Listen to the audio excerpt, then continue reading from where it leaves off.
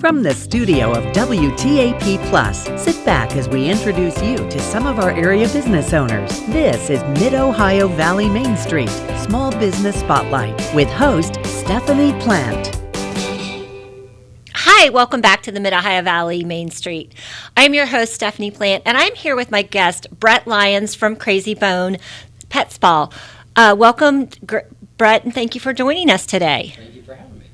Yes, great. So we're excited to learn a little bit about Crazy Bone Pet Spa. So why don't you introduce us to the business? Tell us a little bit about what you've got going on and what your business is. All right, so Crazy Bone Pet Resort, we've been here in Parkersburg for 15 years now. We're celebrating our 15th anniversary this year. Wow. So we are the one-stop for all your pet care. So whether your dog needs groomed, whether you need some daycare while you're away for the day, or a place for them to stay and have fun while you're on vacation, we just want to be the second home for your pet. So 8 years. It's been 15. Or 15, Yeah. Forgive me, sorry. 15 years, yes. So how did you come up with the name Crazy Bone Pet Spa? So Crazy Bone came from when we started our business. We actually started it just making dog treats. So we made dog treats out of our home for our dog, our family's dog. We were prompted to maybe sell them at a craft show to see if other people would want them. So we did start at the Harvest Moon Festival here in Parkersburg. We did that for a couple years, and it just kind of took off. People loved them. So the name Crazy Bone just came from the fact that we made bones in crazy little shapes that were fun for the dogs and the parents, little pigs, little chickens. So that was how it really started, the business itself, and how the name came about. Well, I love it. It's definitely very catchy. So 15 years ago, you're selling pet treats, and so it was going very well. And so walk me through when you decided to put a location, a retail stop. So we did a couple of years of the craft shows, setting up a booth, selling the dog treats. We had unexpectedly, people were asking us where to get them when we weren't at a craft show. So we thought about maybe online, but really we wanted to be a part of Parkersburg. So we decided we would open a small dog boutique shop, and we went looking for a building. So we found a little spot downtown on 7th Street, and we, of course, highlighted our treats. That was what started it all. And then we really just got a legal pad and sat on the couch and tried to think of things that, as a dog owner, that you would want. And so we just started adding merchandise and other treats, and we quickly learned that dog grooming was a big need. So we were able to find a really talented dog groomer that we added to the mix, and that was how we started. Yes, I love that. I got a legal pad and started writing. You just wonder how many small businesses start with a legal pad and starting off. So you started out on 7th Street, and walk me through the growth from that building to where you are today. Well, I think like most small business owners, you really don't know what to expect. You have a dream and a vision, and you put it out there and see what happens. We were pleasantly surprised. We learned that the small building we thought would last us for years, we were quickly outgrowing. Our clients, the number of clients began to grow very quickly. They were asking for things we didn't have room for in our little shop, so we started after a few years looking for some place to expand and then offer more of the things people were asking for. So after 4 years on 7th Street, we were able to locate a larger building, which is where we're at now, 19th and Garfield. We went from about 1,200 square feet to 13,000 square feet. It's a big jump. And it is a big jump, it is, and it's full. We've been so blessed. The community has just played such a big role in growing our business. I mean, everybody loves their dogs, as they should. They're part of our family, and you need a place you can trust to take care of them when things come up. So we quickly learned that was a really important niche that needed filled. So we just started again with the legal pad. Okay, what do these dogs need? What do we want for our dog? And just started adding from there. Yeah, so I'd like to go back where you said, there were things that people were asking for, and you were like, okay, we've got to be able to have a space for that. What were some of those things that people were, what were some of the needs of the market? So the daycare and the boarding were definitely things that people needed and wanted, and our small shop didn't have room for that. We barely had room for merchandise and one groomer. So we knew if we were going to offer those things, we were going to need some space. So we went looking. But yeah, the boarding and the daycare, it's just, as a dog owner, there's times you go on vacation, you have a doctor's appointment out of town, things come up that you need a place you can trust to put your dog. And our customers that were buying our treats and coming in for grooming, that was just something else that they needed that we wanted to be able to provide. Yeah. So it really is a one-stop. So today, how many spots can you fulfill? Like, what's your capacity? So with the grooming, the daycare, and the lodging, we can house anywhere from say 150 to 180 dogs in the building at any one time. So it's a lot. And we have it kind of divided up so that our grooming dogs are back there in the spa getting groomed and made pretty, and our daycare dogs are in one area and they're getting their socialization, and then our boarding dogs are in their little bedroom suites and all nice and comfortable. So yeah. So what were some of the challenges that you had, as you started out as a small business owner, some of the things that you had to overcome? Certainly, finances are a big hurdle as a small business starting out. We tried to do it to where we didn't have a huge amount of debt looming over our heads, so we wanted to kind of grow slowly. But we quickly learned that the needs of our customers were going to require some investment. So we did reach out to local banks and things like that, and we learned how to network, how to ask for help.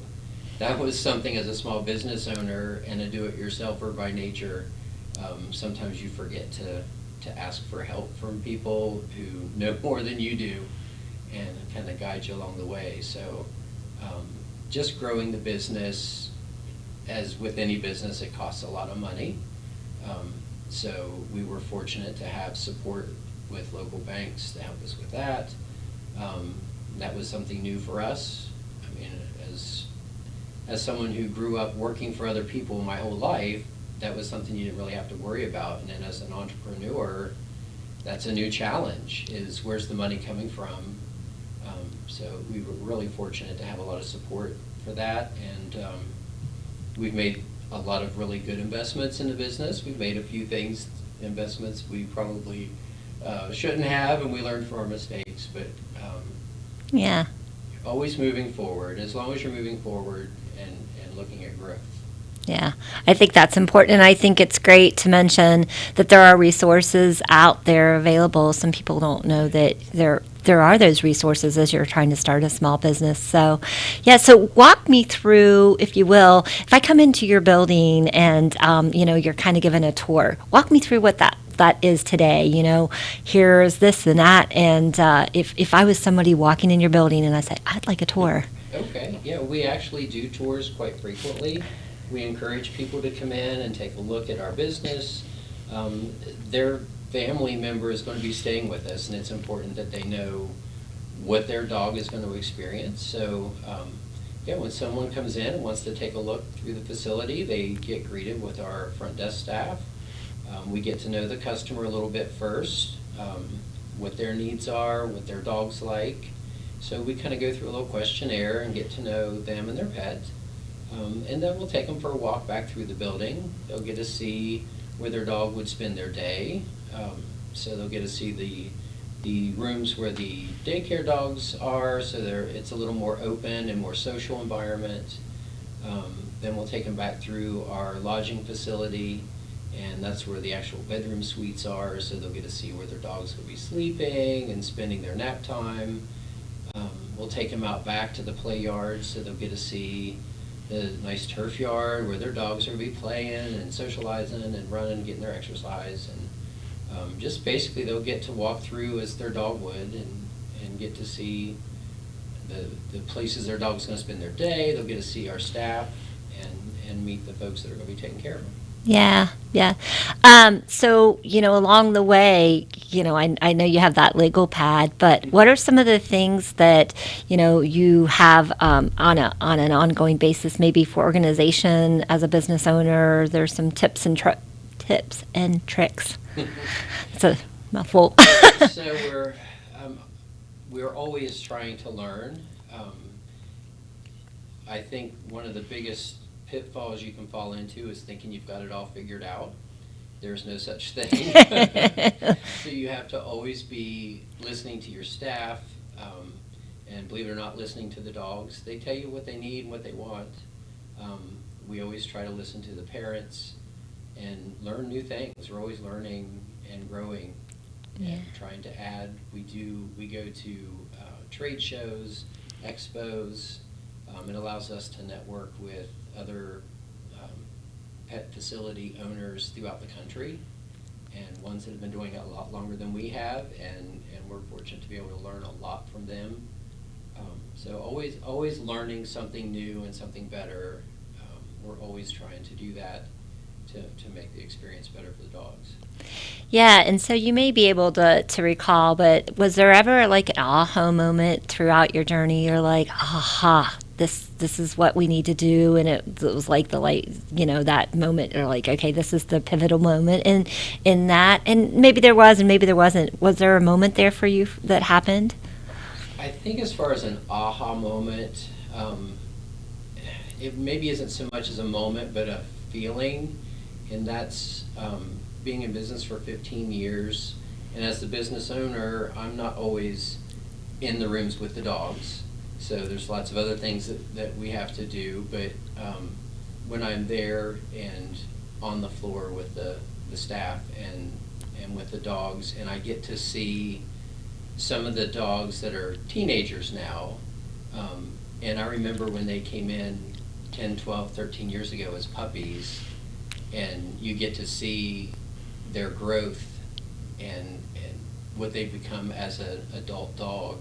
It's rewarding, and you remember why you do what you're doing. I mean, it's one thing to get caught up in the daily business, the cash register and trips to the bank and all that kind of stuff, but honestly, you get reminded why we sat down on the couch with the legal pad in the first place when you see those dogs. And it's just, when you're a dog person, that really means something to you. Yeah, that's wonderful. So, how many employees do you have today? So we fluctuate. It's somewhat seasonal. So during summer and holidays, obviously we need a more robust staff. But we average about 15 people on staff at all times. Sometimes we'll have as many as 20 or more. But it's we've got a really good team of people down there, and being a small group like that, I mean, 12 to 15 people isn't a lot to be taking care of all these dogs. So everyone is important, and we're so lucky to have a group of people that they love their job, they love the dogs, and we just really support each other, and it just makes for a nice environment. So how many employees did you start out with when you started the business? Yeah. 0. Yeah. 0. So, early on, it's just you. So we quickly learned, again, I mentioned the grooming. That was something that customers just kept asking for, and that's something that is an art form. You have to have that in your blood, and that was not in my blood. So we hired a groomer early on, and actually we're very lucky. One of the first groomers we hired just celebrated her 14th anniversary with us. Oh, wow. So she's been with us for a long time, and grown with us along with the business. So, but yeah, that was our first hire, was a professional groomer, and then of course then we needed someone else to answer the phones, and just it grew from there. But when it started out, it was zero. Yeah. Yeah. Well, You do it all yourself. A lot can happen over 15 years. Yeah.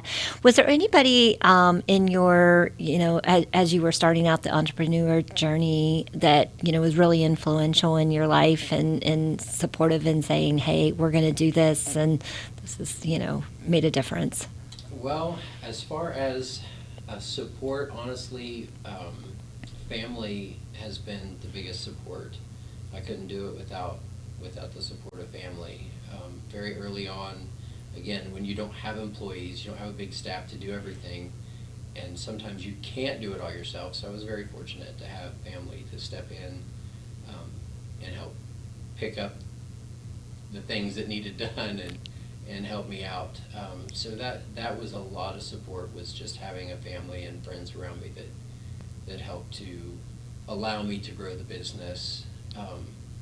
And then, of course, the community. And it's kind of funny, the people I wouldn't have expected to give support, I actually got support from. So it was a lot of the salespeople. So the folks from the newspaper, the folks from WTAP, folks from local real estate magazines, things like that have come to you to offer you help in advertising. And what I found was those people were just an enormous amount of help and support and knowledge, because they've been doing it for so long and helping other businesses. So they're like, hey, have you tried this or have you tried that? And it was an unexpected place to find help and support. You expect that to just be someone trying to get you to sign a contract and pay them money, but what you find is they're actually a very, very great support network. Yeah, I had somebody else that I was in here interviewing for the small business podcast, and she said the same thing. So I think it is really important to note that Parkersburg and our community is just a great community. They really are. They have been.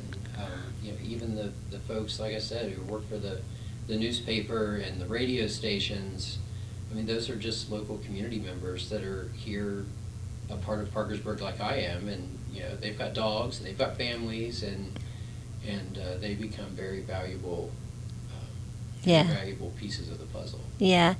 So, we all learn from things that we've along the way made mistakes, or, we can say, hey, we can really learn from this. Was there anything a piece of advice that you would give to somebody that's out there considering starting a new business that you would say, hey, learn this from me. Let me tell you this. So probably one of the most important things that I have learned is, one, trust your gut. It will guide you. It really does. If you're doing something you love, you have a vision for what you want, you just trust yourself. It will guide you. Always ask for help when you need it, but that gut feeling that tells you, hey, let's try this or let's try that, that honestly has been a big factor in our growth and in deciding what new things we try. So just trust your gut. Yeah. Are you, are you an active 8-hour, 9-hour, 10-hour day? Are you there active all the time, or are you able to kind of step back and be in the background working now? So as far as being at the front desk, yes, I am more in the background. So as far as the work week, there is no such thing as a 40-hour work week for a business owner. I'm yes. sure any of them you interview will be able to tell you there is no time you clock out. So even when you're home, you're with your family, you're on vacation, the phone's going to ring, somebody's going to need something, have a question. So when you have a business, you are always working. but at the same time, you learn to balance. You learn to schedule some time for family. You learn to take advantage of maybe some spontaneous moments that happen. Time becomes very valuable.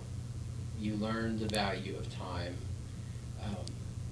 and it's very important. So yes, I do work mostly behind the scenes. My staff sees me more than the customers do, but it's very rewarding. It just is. To be an entrepreneur means to take something that's in your gut, in your heart, and see it manifested, and it's very rewarding.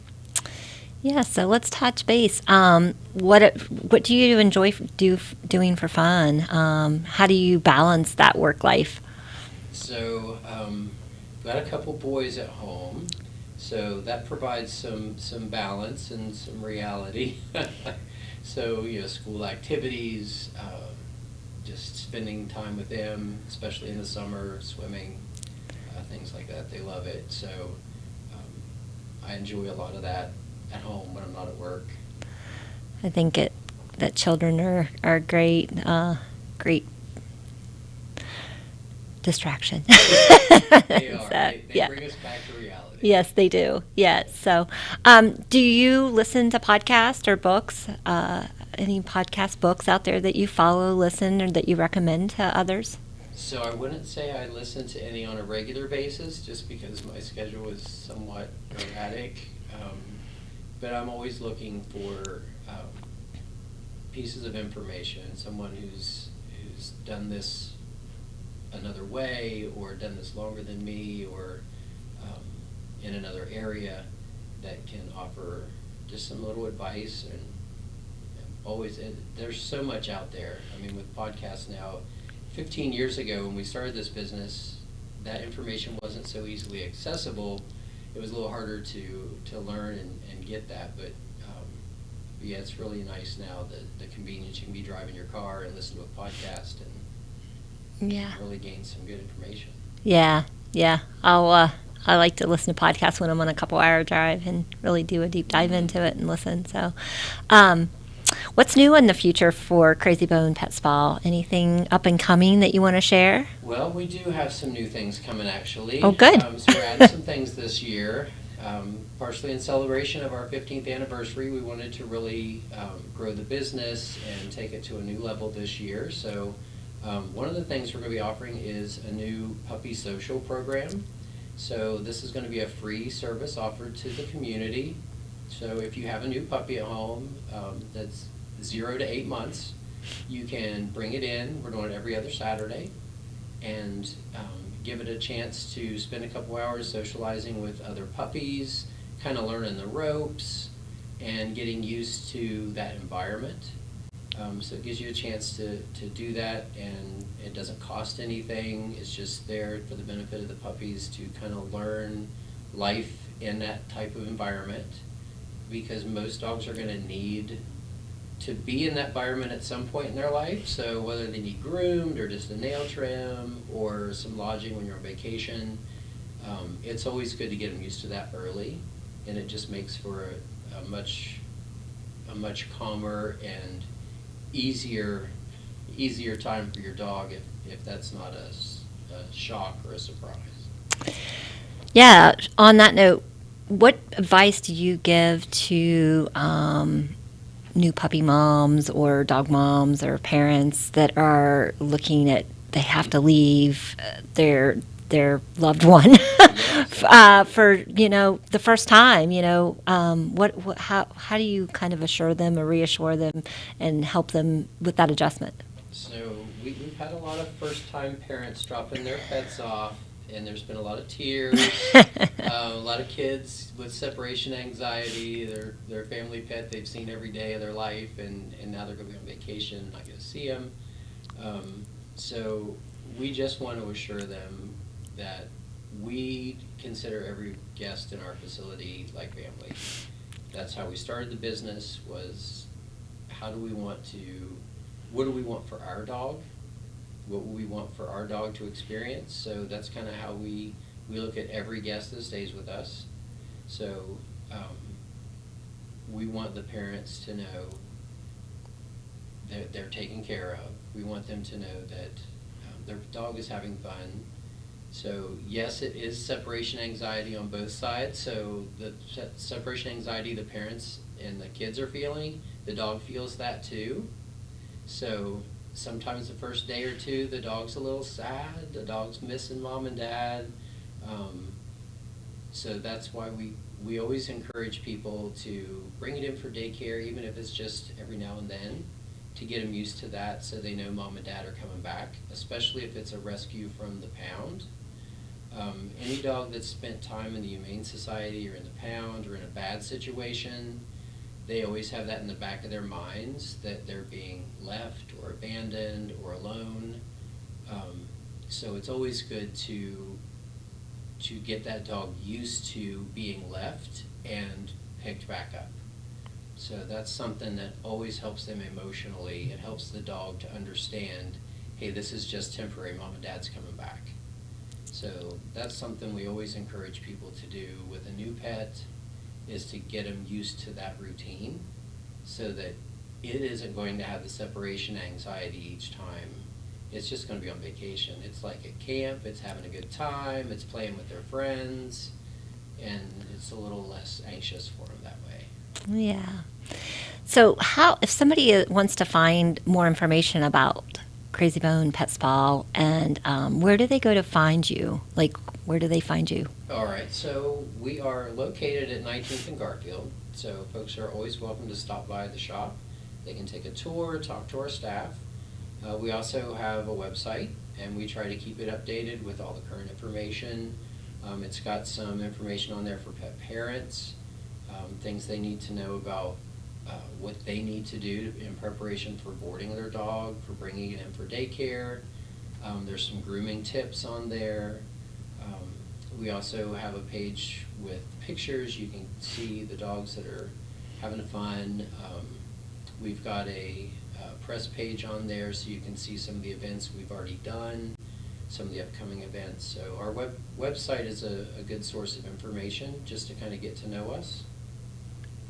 That's great. So before we wrap up today, is there anything that maybe I haven't asked that you would like to share, first of all, about Crazy Bone?